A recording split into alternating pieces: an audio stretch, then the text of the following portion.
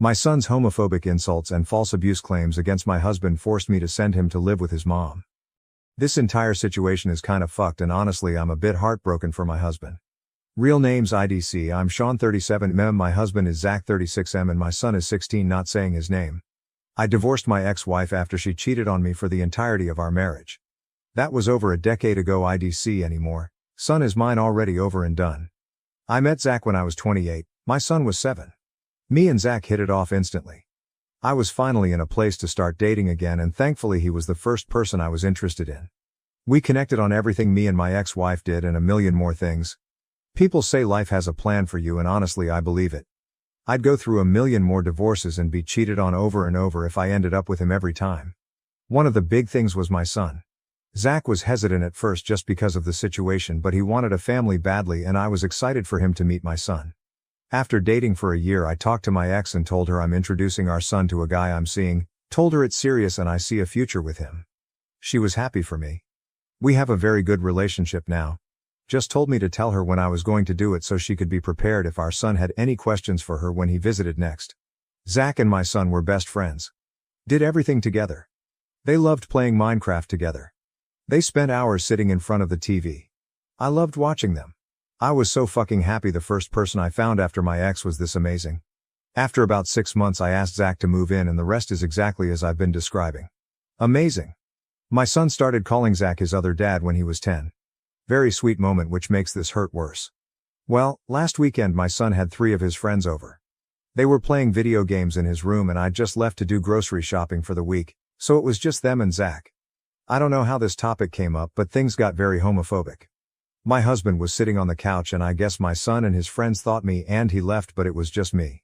My son's room is connected to the living room, so if you're sitting in the living room it's not super hard to hear what's going on in his room if he's being loud enough. 4 teenage boys playing video games.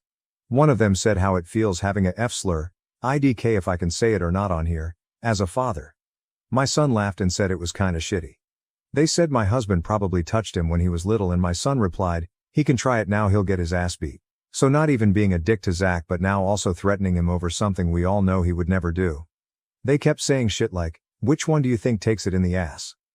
Probably the F-slur, at least your real dad still likes women. Just a bunch of hateful shit.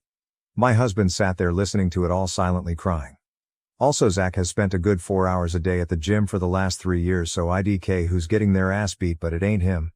I got home about 2 hours later to my husband sitting in his car with a bag packed waiting for me so he could leave but didn't want to leave my son alone. I asked what's going on, why are you leaving, and he told me everything. I tried to understand as best I could. I insisted he wasn't serious. He's just being a stupid kid acting tough with his friends, but it didn't matter. The damage was done. Zach left and I went inside and went off on my son. His friends left and I spent a good 3 hours going back and forth with my son. At first he was very unapologetic and kind of agreed with his friends. I asked if he actually thought my husband sexually abused him when he was younger and he said no, but kids block those kinds of memories out, so really who knows. I told him to pack his shit, he's living with his mother. His mom lives 3 hours away, which means new school, new friends if at all, less private space as he'd have to share a room with his stepbrother, etc. Just everything that you'd expect going from a single kid in a house to one of 4. My son instantly changed his attitude. He was crying, begging me not to send him away. He didn't mean it, he was just lying to seem cool to his friends.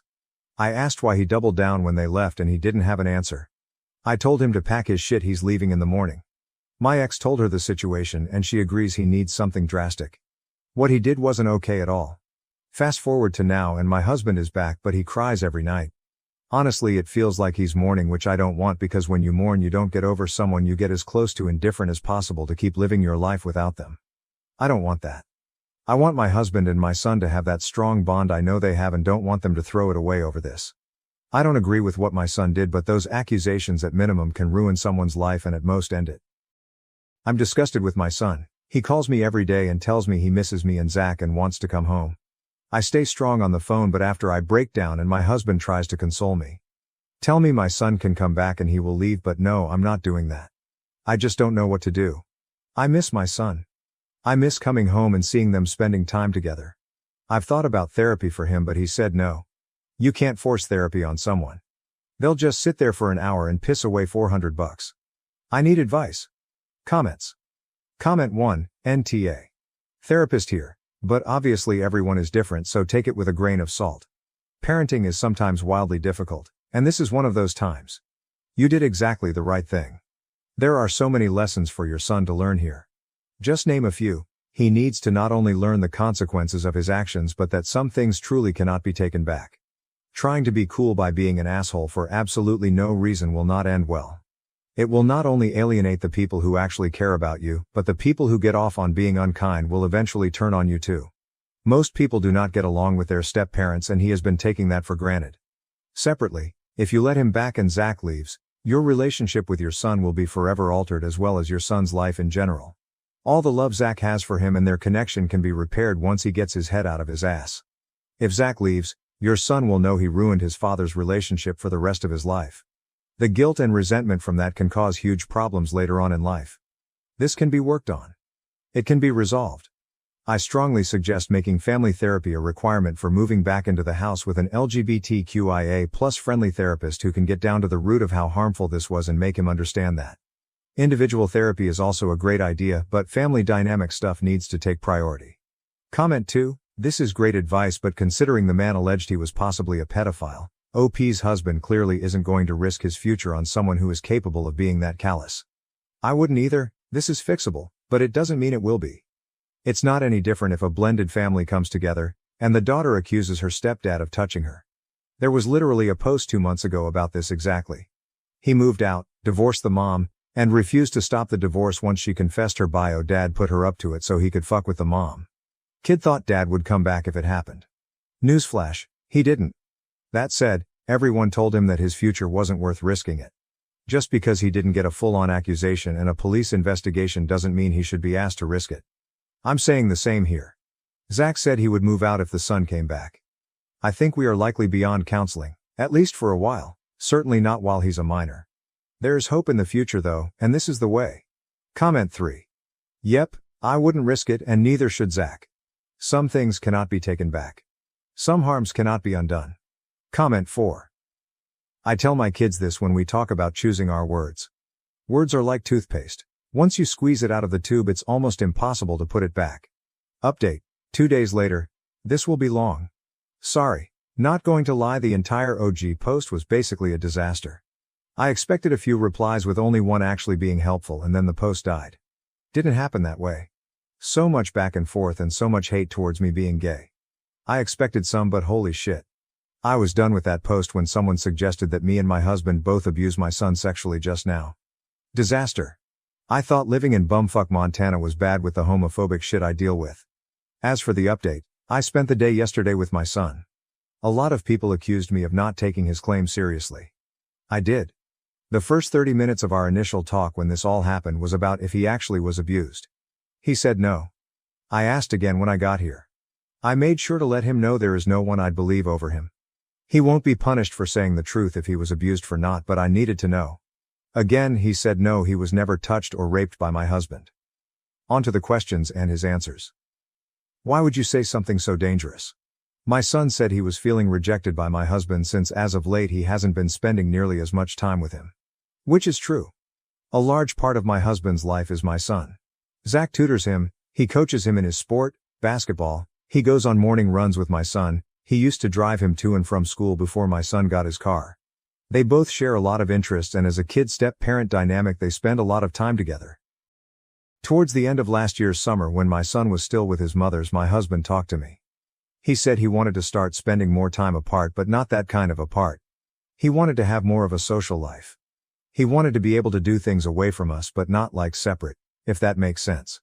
He realized my son would be leaving for college in 2-ish years, and my son was such a large part of his life he didn't want to become depressed after he left with nothing to do. I agreed and said it was a good idea, and he had my full support as long as he still came home every night at a reasonable time and didn't let his relationship with my son suffer or anything.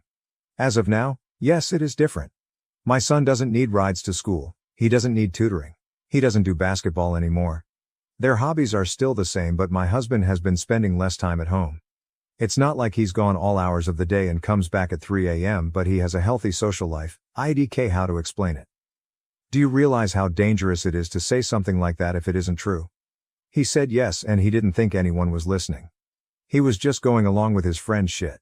That didn't make sense to me, so I asked why he stood by his statement after I sent his friends home. He said he thought he shouldn't back down from something he says. Kind of like a ride or die IDK. I told him that's fucking stupid and never do that. Especially if he regrets what he said and it wasn't true in the first place. He said he knows he realized that when it happened, but he just couldn't stop himself from keeping it up. It didn't hit him that it was serious until I told him he's going to stay with his mother. Why do you want to be friends with people that talk so much shit about your parents? He doesn't want to, but the kids bully the shit out of everyone they don't like and he feels like he's in too deep to back out now. I do understand. I had kids in my school like that. Bully everyone. They were cool to me though until they found out I was gay, then they fucked my last few years of high school up. I told him I get it to some degree, but he doesn't have to add into what they're saying. Small chuckle and a fuck you is usually enough to get people to move on from something. I also asked about them bullying him because they kind of were. He said yeah, but they're not that bad with it. They just rip into him every so often about having gay dads, and I guess over time it made my son feel poorly towards my husband. The distance my husband was setting with my son mixed with his friends saying the shit they did just added up to that. I told him I understood. I want to make it clear, I don't support what he said. I understand the emotions behind it though. Why didn't you talk to us about how you were feeling? He said he didn't want to start anything. My husband and he are still close. He didn't know how he felt and was more confused than anything. So why say something that would cause a fight if he didn't even know if he felt that way? I also understood this. At this point I think this is just one miscommunication after another. Open dialogue would have prevented all of this from happening. There were a lot more questions, but me and my ex ended with, do you actually feel remorseful for what you said, or are you just tired of sleeping in the same room as a 7-year-old? He's actually remorseful. Told me even if he was staying there all year he would still feel terrible over what he said about Zach. Reassuring him again if anything did happen, now is the time to speak and I will believe him again. He said no. He started crying saying he just missed us. Emotional moment. We hugged, told him I loved him and that would never change. Ask him to leave the room so me and his mother could talk. We decided on a month-to-month assessment to see when he would get privileges back. Ending with him coming home. There were conditions to all of this like family therapy, solo therapy, cutting his friends off completely, which I would help with. He was against the solo therapy but came around. He asked if Zach was here. I said no, but would ask him if he wanted to come next time, which my son smiled at. I still agree sending my son to my ex-wife's was the right move. A lot of people aggressively disagree. Which is fine. My parenting style isn't for everyone. One of you told me I should beat the kids up though, so like do I really care if some of you disagree with how I patent IDK? Not really. Situation still sucks IDK, what to say. I miss my son. He isn't coming home right now and I wish I was leaving her house with him. As it stands right now, son is living with his mother and her family. He will get his phone and PS5 and car back at the end of the first, second and third month. In that order he will be able to move out of the room he's currently in, out into the guest house at the end of month 4. Every month after that is touch and go, and we'll discuss at the end of each month what we think son will do. Bi-weekly solo therapy and we will all do bi-weekly family therapy. We see it as he should do solo therapy one week, then family therapy the next. He can come back sooner. I want him back. My husband wants him back. He's wanted him back since he left. His mother is holding strong, but she also sees he's just miserable, so I think she'll break at some point and give up the guest house early. It is what it is. At the end of the night my son asked if Zach would want to hear from him so he could apologize, and I told him yes. I've told him yes a few times now. Zach would love to hear from him. I doubt he'd have to wait longer than one ring before Zach picked up. My son called him as I was leaving, so I know they spoke IDK about what though. When I got home Zach was feeling like shit and blaming himself more for all of this. I told him it's no one's fault, we just needed to talk to each other more. All in all I think my son is remorseful and he was just feeling trapped and isolated in a shitty situation and didn't know how to get out of. I feel for him and I wish I saw what was happening sooner. Thank you all for the advice. Or most of you. Some of you were just nasty and hateful. Someone on my first post called Stoner Therapist something like that gave good fucking advice. I didn't say it on that post, but if you read this good shit, thanks for it. Next update will be when he comes home. Hopefully it will be soon. Thanks y'all. Comments. Comment 1. Hey, sounds like you've had a heck of a roller coaster. Family dynamics can turn into a jigsaw puzzle where half the pieces are hiding under the couch cushions. You did what you thought was best in a tough situation. And it's clear you care deeply for your son and your husband. Props to you for navigating such choppy waters and for keeping communication open, even when it's as fun as stepping on Legos in the dark. It's great to hear that you're setting up some therapy. It's like oiling the squeaky wheels of family interaction. Just remember, healing and understanding take time, like fine wine or figuring out why the printer won't work even though it's plugged in and the Wi-Fi is fine. Keeping my fingers crossed that your family puzzle comes together smoothly, even if it takes a bit more searching under the furniture for those missing pieces. Here's to hoping the next update is full of good news and homecomings. Comment 2, screw those assets that show hate. Sounds like you have a wonderful battle plan in action. Hope your son makes the right choices in friends going forward. Years after my brother evicted me for his growing family, he now wants to move into my home. Am I the asshole for refusing to help? Alright, this is a long one, and I honestly need an outside perspective. Several years ago, I, 28F, was living with my older brother Tom, 37M, and his wife Karen, 34F. I had just graduated from college, had a pretty bad job at the time, and was struggling to make ends meet.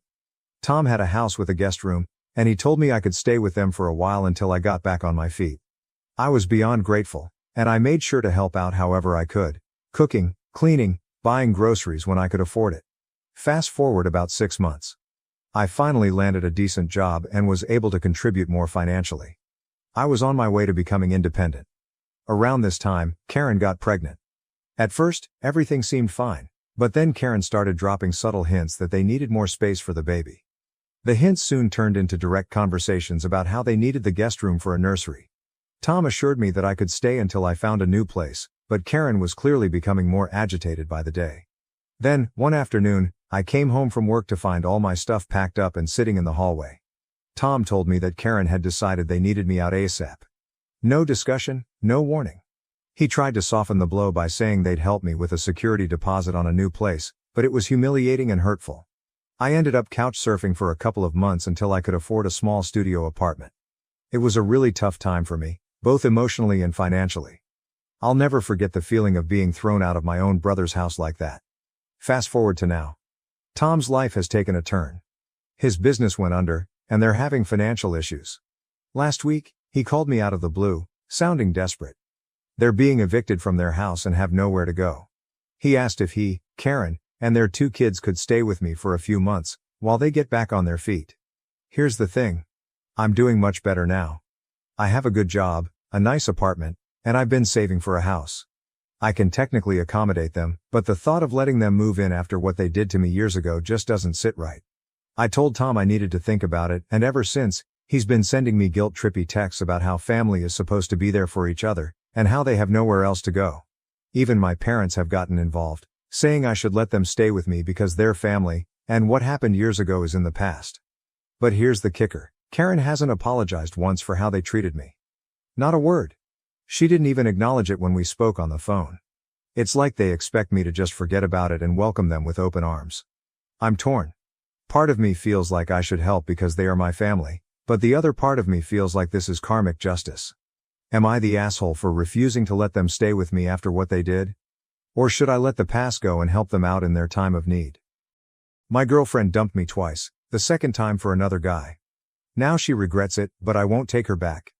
Original post, January 27, 2025, I, 34 million, am struggling with whether I'm in the wrong for refusing to talk to my ex, Sarah, 29F, not her real name. There's a lot of history here, and I'll do my best to explain everything clearly. In mid-2022, I met Sarah at work, and we hit it off immediately. I fell for her quickly, and it didn't take long before we started dating. However, early in our relationship, Sarah broke up with me over something minor. To make matters worse, she made a scene in front of everyone at work. I was devastated but didn't want to leave my job at first. Eventually, I realized I still had feelings for her, and seeing her every day became too painful. That's when I decided to quit and find a new job. We lived close to each other, so we bumped into each other frequently over the next few months. We started talking again, but even though I still had feelings for her, I couldn't bring myself to consider getting back together. What she had done hurt me deeply. After a couple of months, she told me she regretted breaking up with me over something so minor. She admitted that doing it in front of everyone was wrong and that she had been thinking about it ever since. She seemed genuinely remorseful, and I could see she meant it. Feeling that her apology was sincere, I asked if she wanted to give our relationship another try. She agreed, and by early 2023, we were officially back together. 1 year later, things were going great. We talked about marriage and building a future together, which made me feel ready to take the next step. I decided to surprise her with a proposal and started working extra hours to save for a house, so we could marry not long after. I didn't tell her why I was working so much because I wanted it to be a complete surprise. Then, out of nowhere, she asked for a break. I was blindsided, and when I asked why, she refused to explain. Around the same time, I noticed she had been talking non-stop about a new guy at her workplace. But suddenly, she stopped mentioning him altogether, which made me suspicious. Confused and hurt, I reached out to one of my close friends, Emily, not her real name, who, along with her boyfriend, still worked at the same place as Sarah. I vented to Emily about what was going on and asked if she knew anything. She said she didn't because she worked in a different department, but she promised to ask around. A few days later, Emily got back to me. She told me that Sarah had been feeling like I was distant lately, especially with me working extra hours and not going out much.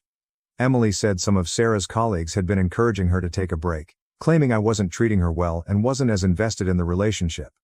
On top of that, they were trying to match her up with the new guy at work, saying they'd make a better pair. I told Emily about my plans to propose and buy a house for Sarah and me. That was the reason I'd been working so much. I wanted to surprise her with something big. After about 2 weeks, Sarah called me and asked to meet up. I agreed but told her up front that I needed an explanation for why she wanted a break before we could discuss anything else. She brought up how distant I had seemed, saying it made her feel like I wasn't as invested in the relationship anymore.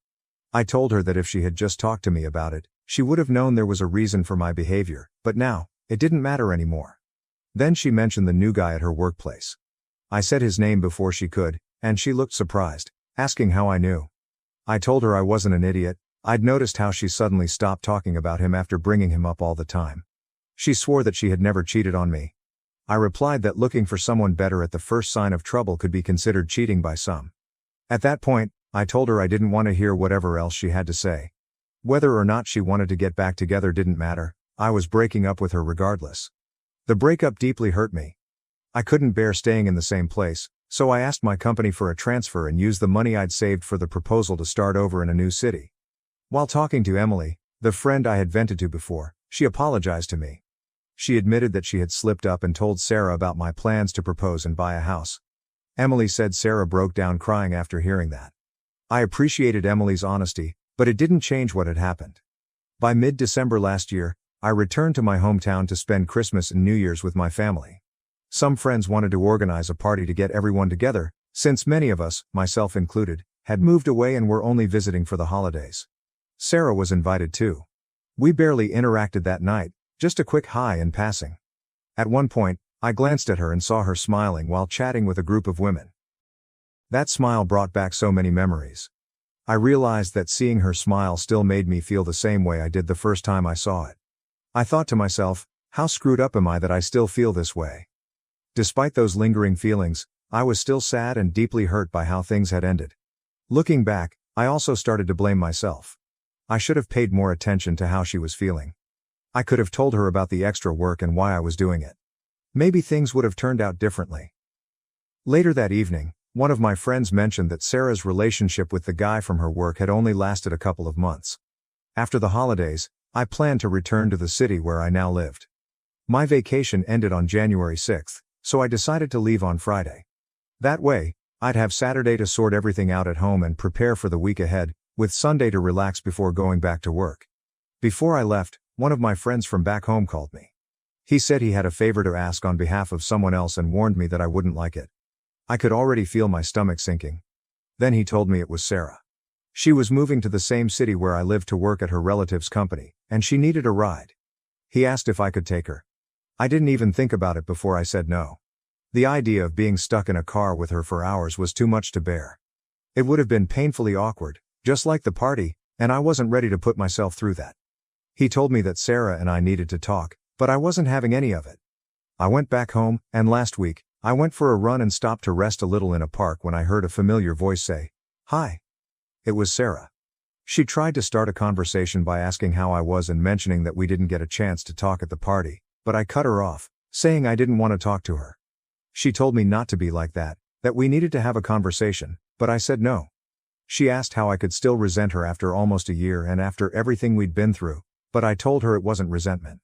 I was very honest. I told her that thinking about her, Talking about her, or even seeing her still hurts a lot, and that's why I couldn't talk to her. She said that was exactly why we needed to talk. I didn't see the point, I just walked away. Since then, Sarah's tried to approach me twice more, and I've shut her down both times. Some of my friends think I'm being too harsh and that I should talk to her for closure. Others say it's not okay to torture her over what happened forever. But that's not what this is about. I don't have any resentment or negative feelings toward her anymore. I even recognize now that I share some of the blame. But it still hurts. I can't talk to her because it's like reopening an old wound that never fully healed. So, AITA for refusing to talk to her. TLDR. My ex, Sarah, broke off our relationship almost a year ago, and I've since moved on as best I can. Recently, she's been trying to talk to me, but I told her I can't because it still hurts too much. Some friends think I'm being too harsh, but I don't resent her, I just don't want to reopen old wounds. ATA for refusing to talk to her. Additional information from OOP after reading comments. OP. Thank you all for your advices. I just want to explain better one thing. My friends are not calling me or messaging me saying that I should talk to her. That's just the opinion of some of them when the subject was brought up. ATA has no consensus bot. OOP was NTA relevant comments. Commenter 1. I don't think you're an AH, but I do think you resent her more than you are willing to admit and haven't actually worked through it internally yet. OOP. You might be right. Sometimes I think I'm totally over it, but then I realize it still haunts me.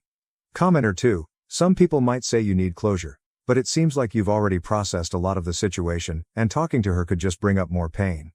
You don't owe her anything, especially when it's affecting your well-being. You've already made it clear how you feel, and you're setting boundaries, which is important for healing. OP. That's what I think, but I don't know, sometimes I'm not sure. Commenter 3. Moving to your city, wanting a ride there where you're trapped in the car with her for hours, ignoring your rejections and being persistent? Those are not the actions of someone who wants closure to move on. That's someone trying to wiggle their way back into your good graces. Oop. Good point. Commenter 4.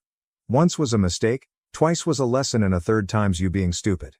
That's like watching the same movie but expecting a different ending. Don't do it to yourself. Oop. There won't be a third time. I was already sure about not going back to her, and you guys' comments are helping me make up my mind about not talking to her. Update. February 2nd, 2025, 6 days later. Hey everyone, I wanted to give an update and thank you all for your input. I took the time to read through every comment, and while I didn't respond to all of them, it was only because I didn't have anything to add. I'm truly grateful for everyone who shared their thoughts. It has been incredibly helpful. After reading everything and thinking it through, I've decided to stick to my decision not to talk to Sarah. Something I forgot to mention in my original post, though I did tell a few commenters, is that I blocked her everywhere after we broke up the second time. Over the last few days, it seems like her persistence has started to backfire. Some of our mutual friends, including the ones who initially told me I should talk to her, have become frustrated with her constant attempts to contact me. Apparently, they've started turning on her because of it. 3 days ago, Emily, the friend I vented to back then, made a post on social media about stalkers. She didn't name Sarah, but a lot of people picked up on what she meant.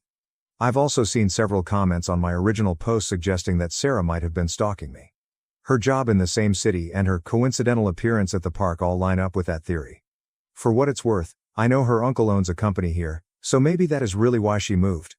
But honestly, it's not my problem and I'm not gonna look into it. Things have been quieter. Friends have dropped the subject, and Sarah hasn't tried to reach out again. That is, until yesterday. I watched the UFC event with some coworkers. When it ended, I was heading to my car when my phone rang. It was one of our mutual friends calling. She said she had been talking to Sarah and asked if she could pass along a message.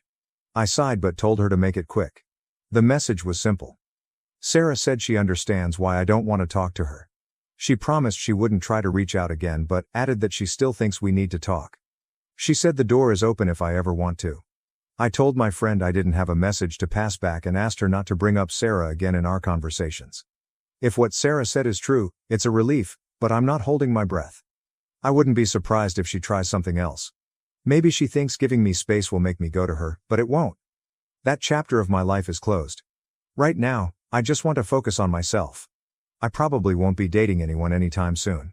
If there is one thing I've learned, it's that I need to get to know people better before jumping into a relationship. I've also been thinking about how loosely I use the word friend. That is another part of my life I need to rethink. Some of the people I have called friends have proven they don't have my best interests at heart. A few people suggested therapy in the comments, and I'll admit, it is something I've been considering. For now, I'm giving myself time to heal on my own, but if I still don't feel right after a while, I will look into it. Thanks again to everyone who took the time to comment. Your advice has been a huge help in sorting all this out. Relevant comments. Commenter 1, good for you for sticking to your boundaries.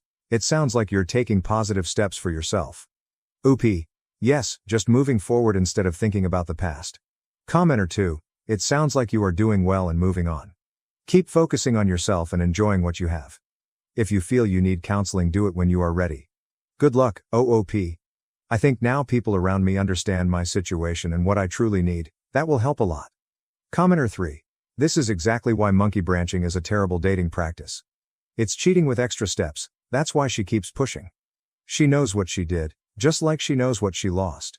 Yet, ironically, she's too naive to understand that even if y'all got back together, you don't look at her the same. That's totally understandable. Oop. You're right, it would not be the same. Commenter 4. Good for you with holding to your boundaries. The moment she wasn't getting the amount of attention she wanted, she sought out a coworker to monkey branch to. It was cheating. She wasn't remorseful as she began a relationship with that guy. All she wants now is to act like she didn't cheat on you and rekindle your relationship. She's already proven that she will cheat with whoever shows her attention. That's not someone to be in a relationship with. Have you not dated since the breakup? Personally, that helped me get over my ex-wife who cheated. It's been a year. There's someone special out there for you. Not every woman is like your ex. Good luck. OP. I've dated other women since the breakup, just nothing serious.